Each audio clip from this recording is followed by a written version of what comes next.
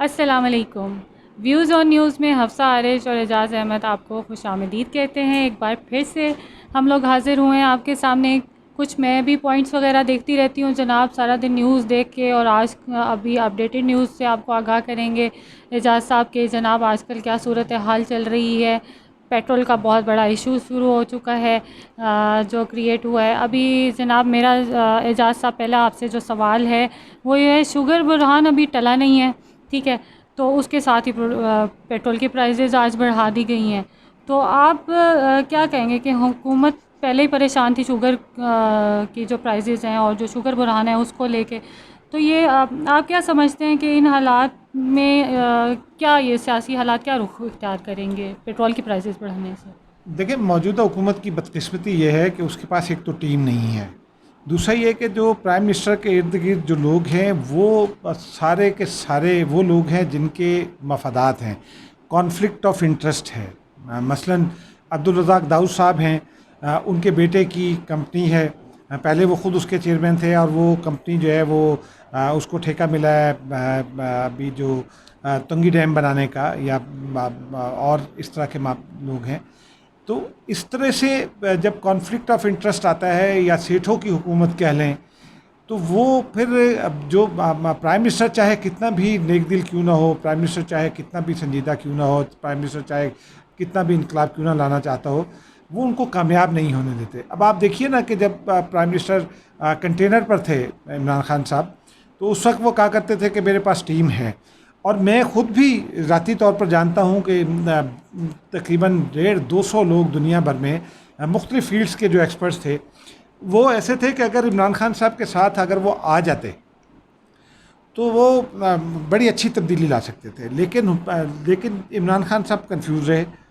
शुरू में बस एक आदमी के बारे में उनको ये पता था कि जी ये बहुत बड़े दानिश्वर हैं और ये इकॉनमी को ठीक कर देंगे।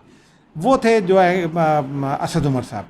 असद उमर साहब बहुत अच्छे आदमी हैं, पढ़े लिखे आदमी हैं, एक्सपर्ट आदमी होंगे, इसमें कोई शक नहीं। लेकिन एक कंपनी चलाना और एक मुल्क चलाने में फ़र्क होता है। असद उमर साहब उस कंपनी के चीफ एग्जीक्यूटिव थे, उसको बड़ा उन्होंने खड़ा कर दिया, बहुत उसको आगे ले गए, वेल एंड गुड।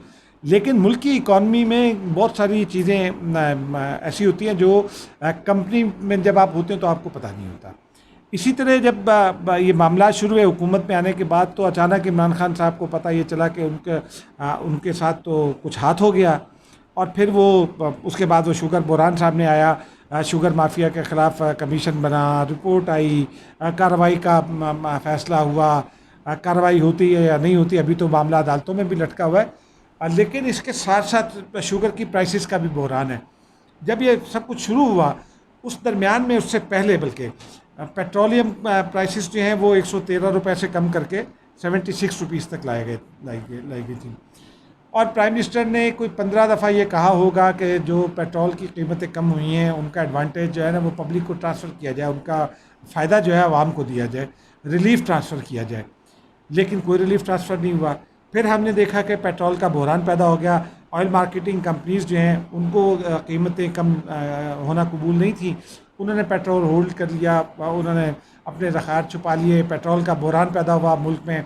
फिर कमेटी बनी, कमेटी ने दौरे किए, पता चला कि मुल्क की ज़रूरत का तो पेट्रोल मौजूद है, 21 दिन से ज़्यादा के ज़खायर मौजूद हैं। अब ये सारी चीज़ें थी। फिर एक थोड़ी सी मिसमैनेजमेंट भी ये हुई कि जब आप ये डिसीजन लेते हैं तो आप एंटिसिपेट करते हैं कि रिएक्शन क्या होगा, और आप एक सप्लाई चेन जो है उसको बरकरार रखते हैं, अपनी सप्लाई लाइन को बरकरार रखते हैं।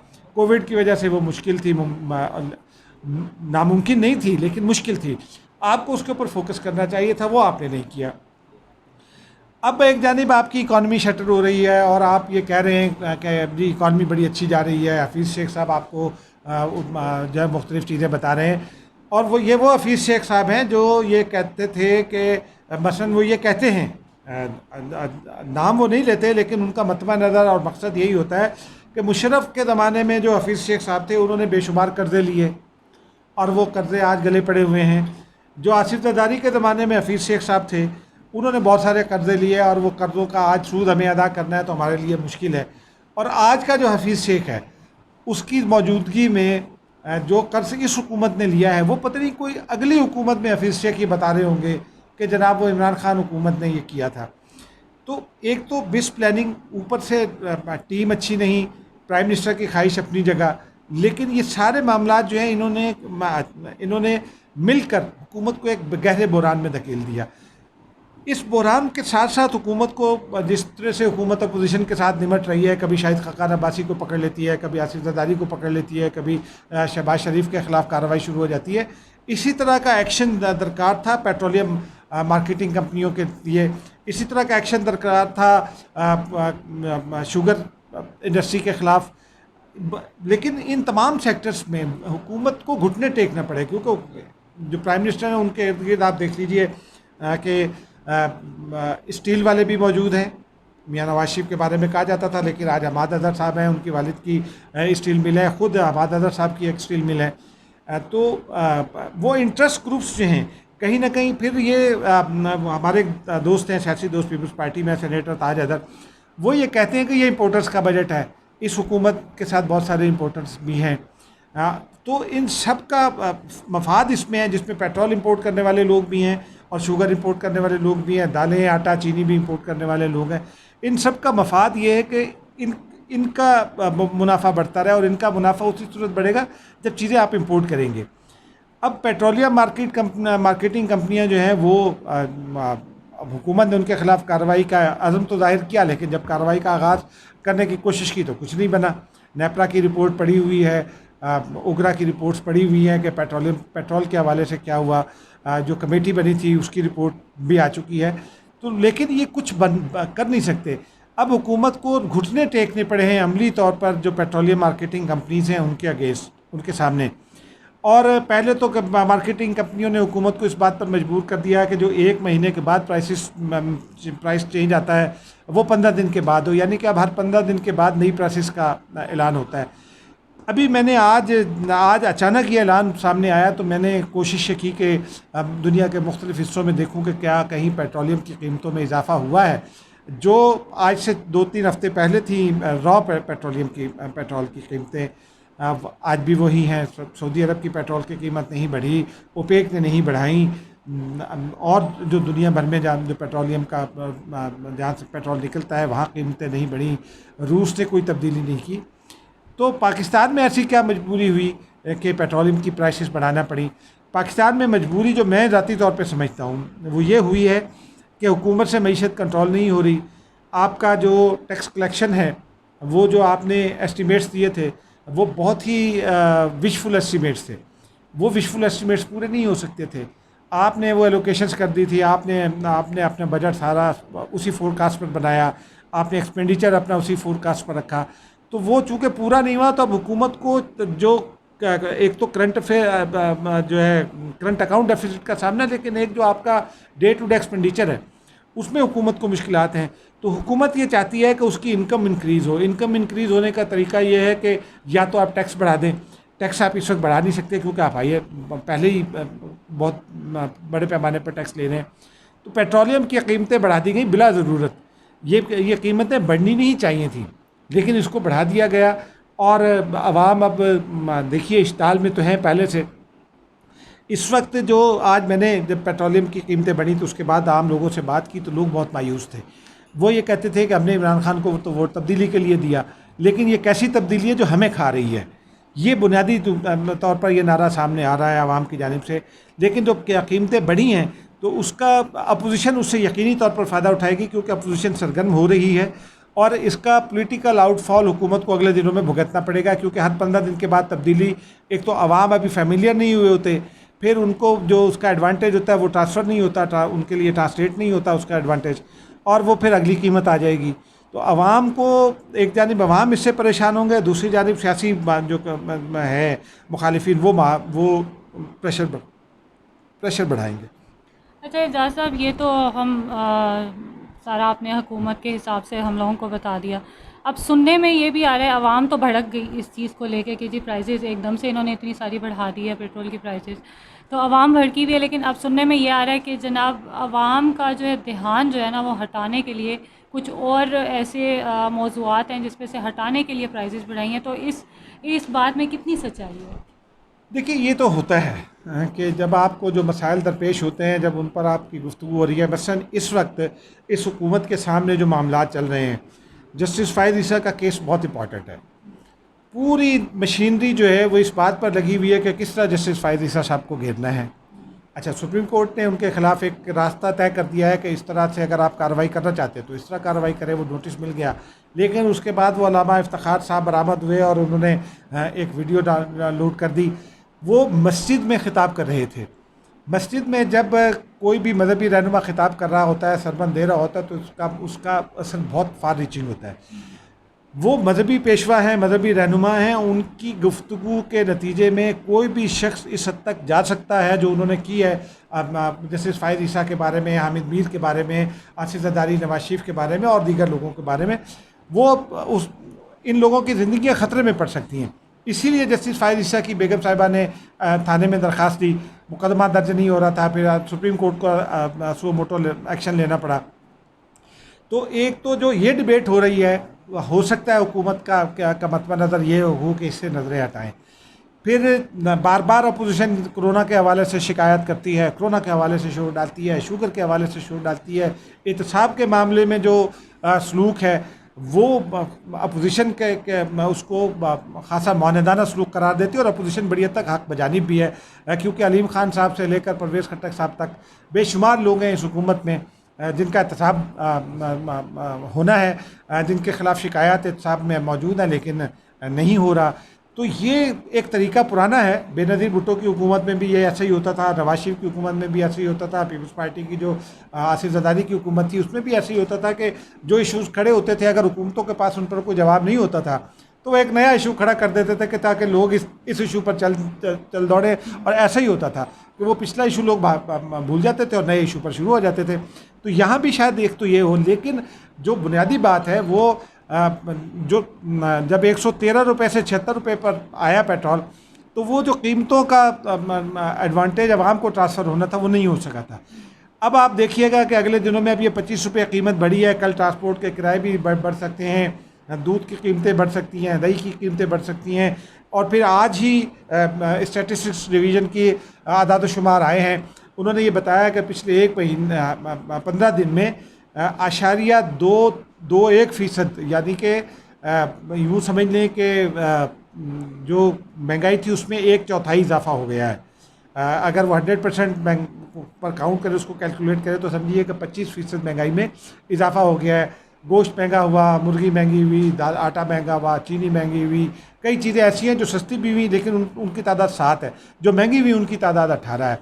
तो ये इफ़ेक्ट्स अब आवाम को आगे मज़ीद भुगतना पड़ेगा, क्योंकि पेट्रोलियम प्राइसेस जो है वो मुझसे और आपसे और जो आम आदमी है उससे डायरेक्टली लिंक्ड है।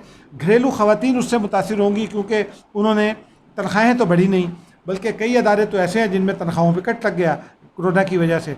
अब जिनका कट लगा है उनके पास तो अगर महंगाई में इजाफा हो जाता है तो वो कैसे उसको बेयर करेंगे, ख़वातीन घर का बजट कैसे चलाएंगी, ये बड़ा अहम सवाल है। ये तो बिल्कुल आपने ठीक कहा, क्योंकि हम लोग जहाँ देखते हैं अभी भी जैसे ही प्राइसेस आप बता रहे हैं पेट्रोल की नीचे की तरफ आई हैं तो फ़ौरन जनाब बाहर देखा जाए, हम लोग भी बाहर निकलते हैं, आम पब्लिक है, हम लोग जब निकलते हैं तो देखते हैं कि प्राइसेस जनाब जैसे ही कम हुई हैं तो पेट्रोल की शॉर्टेज आ गई, आपको कहीं पे पेट्रोल नहीं मिलेगा, उन्होंने ज़ख़ीरा अंदोज़ी कर ली है। पब्लिक फ़ेस कर रही है बहुत ज़्यादा इस चीज़ को लेके। ये तो एक नेचुरल हमारे, मैं कहती हूँ, मुल्क का अलमिया बन गया कि जैसे ही प्राइसेस लो आई फ़ौरन जनाब इन्होंने ज़ख़ीरा अंदोज़ी कर ली। मुश्किलात हमेशा पब्लिक को ही फ़ेस करनी पड़ रही हैं इस मामले में। खैर, अगला सवाल मेरा ये आपसे कि इस टाइम जो सियासी हालात चल रहे हैं, ऑलरेडी इतनी मुश्किलात का सामना कर रहे हैं, जो पॉलिटिकल हमारी सिचुएशन है वो है काफ़ी टफ़ जा रही है, तो पेट्रोल की जो प्राइसेस में यकदम से इन्होंने इजाफ़ा किया है, इस पर इसका क्या असर पड़ेगा? क्या जो मौजूदा सूरत हाल है इससे इस पर क्या असर पॉजिटिव है, नेगेटिव है? क्या पॉजिटिव तो पड़ नहीं सकता, नेगेटिव ज़ाहिर है ज़्यादा असर पड़ेगा, तो आप क्या कहेंगे? नहीं, क्यों नहीं पॉजिटिव पड़ सकता। अगर अपोजिशन इस पर कोई तहरीक चलाती है, दबाव बढ़ाती है और उसका कोई फ़ायदा हो जाता है आवाम को, तो वो तो पॉजिटिव इफेक्ट है ना। लेकिन मैं ये समझता हूँ कि जो सुप्रीम कोर्ट का जस्टिस फ़ायज़ ईसा केस पे जो फैसला था उससे एक सियासी जमूद टूटा था। उसके बाद उस गहरे पानियों में हलचल पैदा हुई, अख्तर बेंगल साहब ने जो हुकूमत छोड़ी, अब हुकूमत इस वक्त भी एक बहरान में घिरी हुई है क्योंकि बजट मंजूर कराना है और अपोजिशन ज़ोर लगा रही है बजट को मुस्तरद करने के लिए। ऐसी सिचुएशन में शाहज़ान बुगटी गो के एक नशिस्त है लेकिन इंपॉर्टेंट नशिस्त है, उन्होंने अपने मुतालबात सामने रख दिया और उन्होंने कहा कि एग्जीक्यूटिव ऑर्डर्स जारी कर दिए जाए मेरे मुतालबात के हवाले से। उनके मुतालबात भी अख्तर बेंगल से मिलते जुलते हैं। अब अगर वो हुकूमत, उन्होंने वादे कर दिया है कि अगर हुकूमत 2 दिन में एग्जीक्यूटिव ऑर्डर जारी नहीं करती तो वो फिर हुकूमत छोड़ देंगे। अगर वो छोड़ देते हैं, काफ लीग भी नाराज़ है, MQM के वाले से भी इतलात है कि वो शदीद नाराज़ है, तो फिर हुकूमत जो है वो मुश्किल में होगी।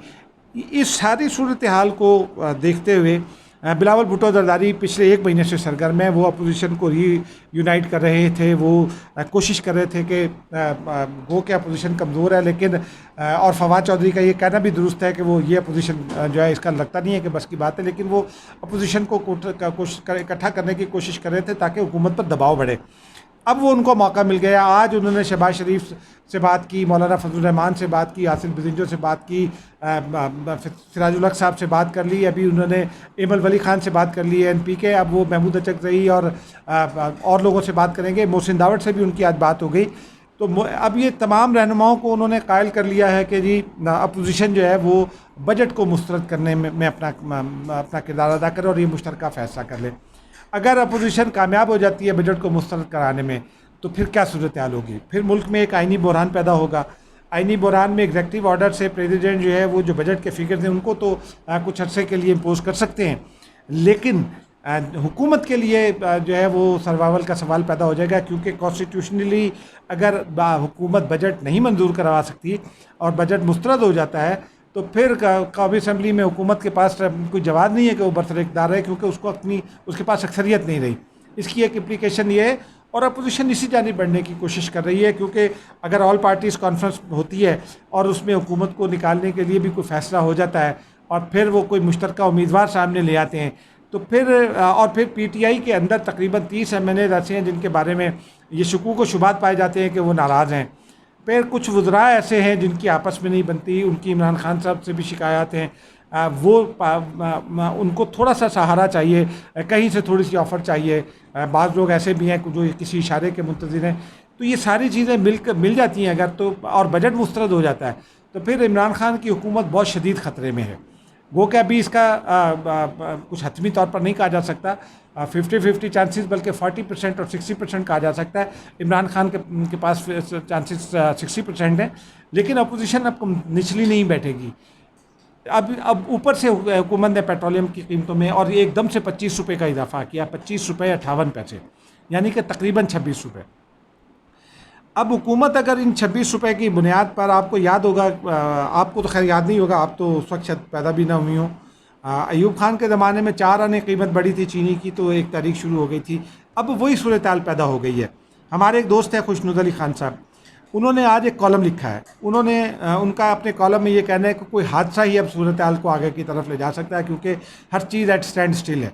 अब इस सिचुएशन में अगर अपोजिशन ऑन स्लॉट करती है, आवाम को बाहर निकालने में कामयाब हो जाती है, तो फिर कोई ना कोई खुदा न खास्ता कोई हादसा रूनुमा हो सकता है। और हादसा कोई ऐसा, अगर हादसे को रूनुमा भी होना है तो वो कोई ऐसा हादसा हो जो चीज़ों को आगे की तरफ लेकर जाए, इस जमूद को तोड़े।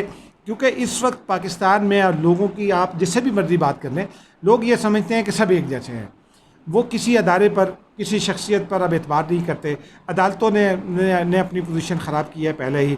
सियासतदानों के बारे में इतना मनफी प्रोपेगेंडा किया गया है कि सियासतदान इस माशरे में, इस सोसाइटी में बिल्कुल अपनी वक़्त खो चुका है, पोजीशन खो चुका है, एतबार खो चुका है। हालांकि ये एक हकीकत है कि सियासतदान होप को ज़िंदा रखे हुए हैं। सियासतदान ने होप को ज़िंदा ज़रूर रखा हुआ है, उसने 100% नौजवान को क्लैशनकोफ उठाने से रोका है, लेकिन फिर भी उसकी पोजीशन सबसे गंदी है। हालांकि वो इस लाइन में सबसे आखिर में है जिन्होंने इस मुल्क का बुरा हाल किया है। उसमें मार्शल लॉ लगाने वाले लोग शामिल हैं, उनका साथ देने वाले लोग शामिल हैं, ब्यूरोक्रेसी शामिल है, फिर ये टेक्नोक्रेट शामिल हैं जो हर चंद अरसे के बाद, कुछ अरसे के बाद शेरवानियाँ सिलवा के अमेरिका से आ जाते हैं निगरान वज़ीर-ए-आज़म बनने के लिए। इस किस्म के बहुत सारे लोग मार्केट में फिरते हैं हालात को ख़राब करने के लिए। ये इंटरेस्ट ग्रुप्स जब तक इनको नाकाम नहीं बनाया जाएगा, फिर जब तक ब्यूरोक्रेसी को रिफॉर्म नहीं किया जाएगा, मैं ये ज़ाती तौर पे समझता हूँ कि ये एक्स्ट्रा कोर्ट्स वगैरह ब्यूरोक्रेसी को ठीक करने में नाकाम है।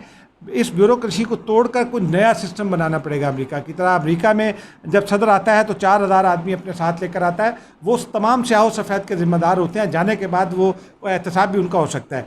हमारे यहाँ होता यह है कि जी ब्यूरोक्रेट जो है वो अपनी तो वो खूब घर भर लेता है, लेकिन जब उसको कोई अच्छा काम कहा जाता है, कोई बेहतर काम कहा जाता है आवाम के लिए, तो वो रूल्स रेगुलेशन बीच में ले आता है कि जी ये तो नहीं हो सकता।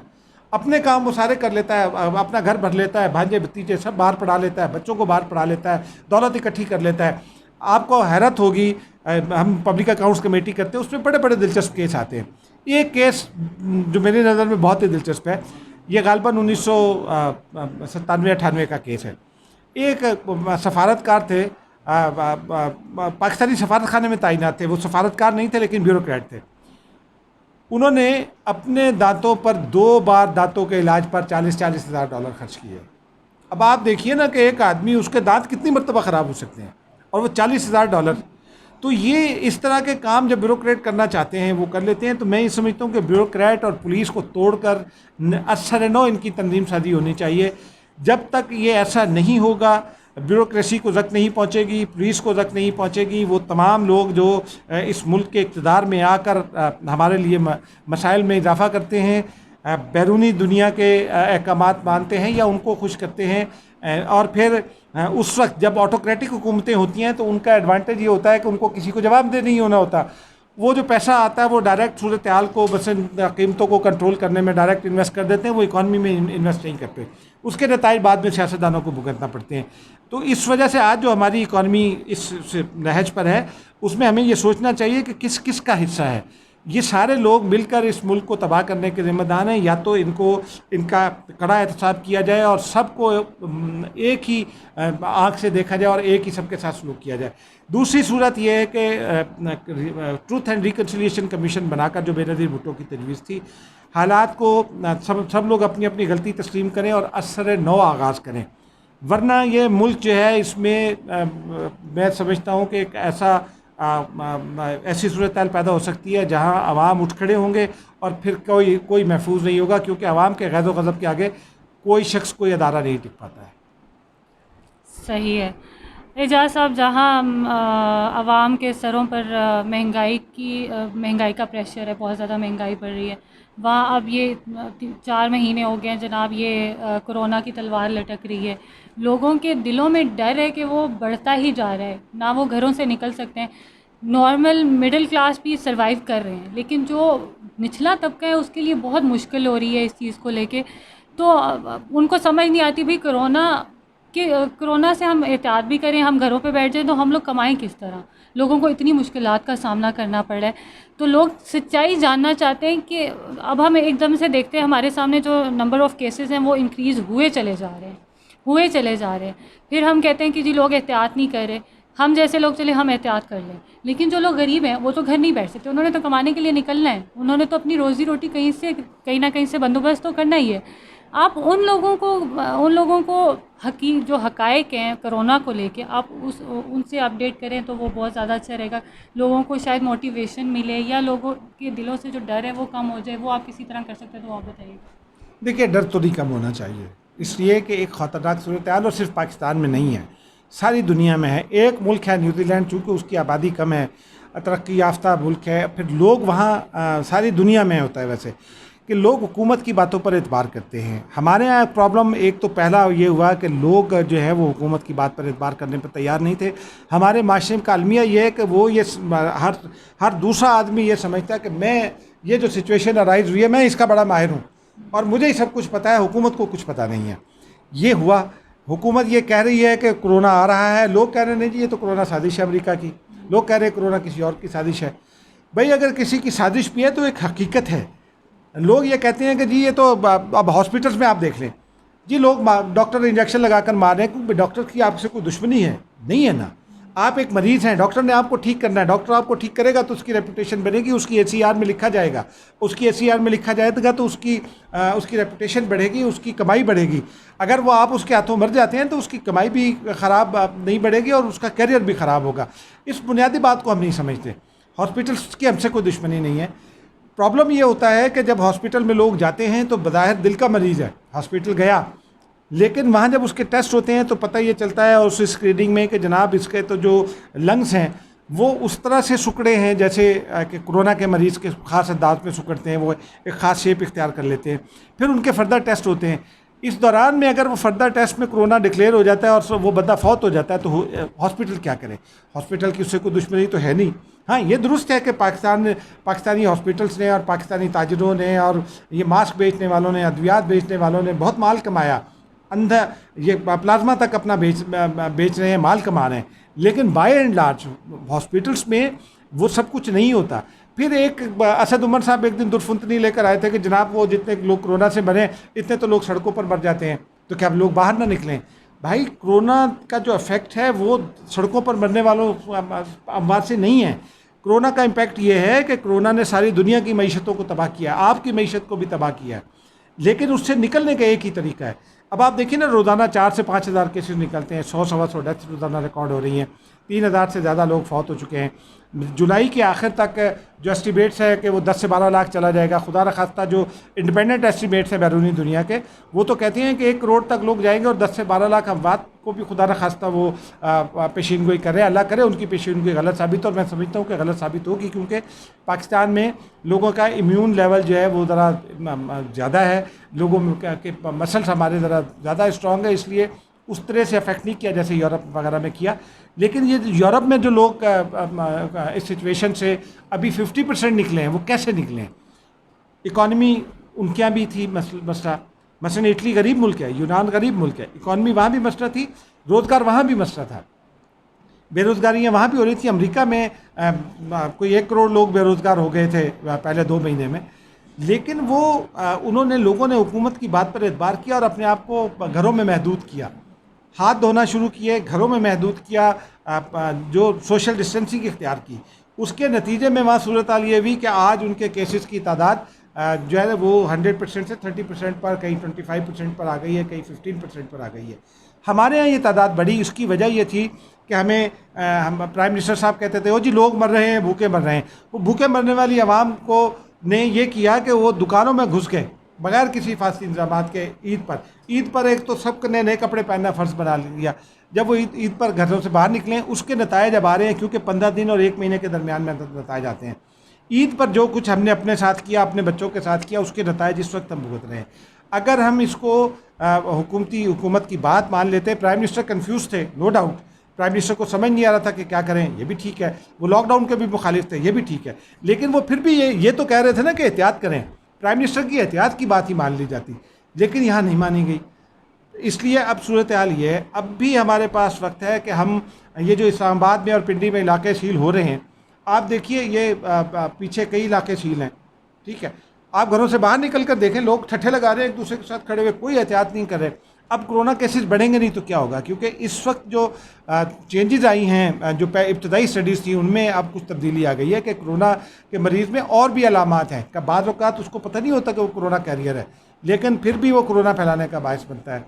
हम जो है वो दुनिया में कहीं से कोई एक लफ्ज़ पकड़ के तो उसकी तशरीह करना शुरू कर देते हैं अपने हक़ में कि जी कोरोना कुछ नहीं। कोरोना एक सीरियस थ्रेट है।